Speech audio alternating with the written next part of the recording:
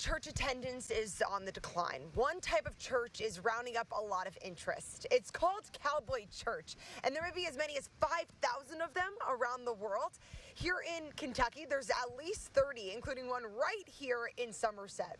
Fox 56's Marvin Bartlett visited a couple of them to see how they rope in that religious spirit of the Bluegrass. Help us, Father, to conduct this service tonight in a way that would be pleasing to you. This church service is a little different. You may hear moves among the amens.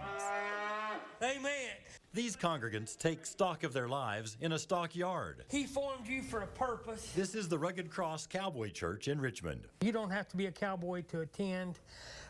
Nationwide average, only about 25 to 30% of the people who attend Cowboy Church actually own livestock.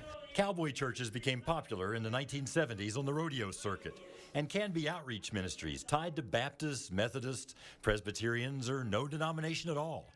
The universal approach is come as you are. It's okay to worship Jesus in jeans or study the Bible in boots. We're just kind of a laid-back, come-as-you-are ministry. We try to meet in non-traditional places or places that don't look like a church.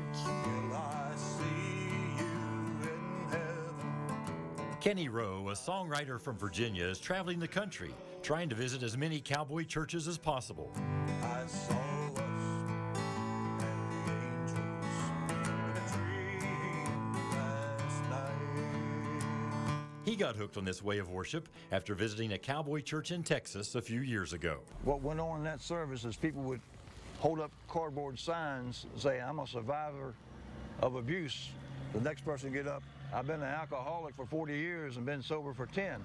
And I said, I want to be a part of that. Yes, we're free, free, forever, amen.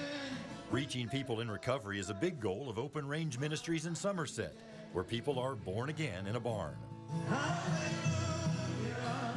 This ministry is not part of the National Cowboy Church Network, but has the same goal of serving people who may shy away from traditional services. Because I feel like if we don't evangelize, we fossilize. If we don't reach out, we die out.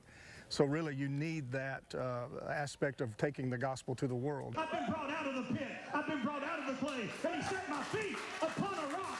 This church regularly draws more than 100 people on a Sunday night who are looking for a lift. Well, I dealt with an alcohol problem for 30 years, and when I came here, I was lost and broken. And the minute I walked on this property, I knew I was home. Best church I've ever been to in my life, and I've never left. They might pass communion at a cowboy church, but they don't pass an offering plate. You can drop money in a bucket if you want to. The stage may be a wagon. People may kneel to pray in hay.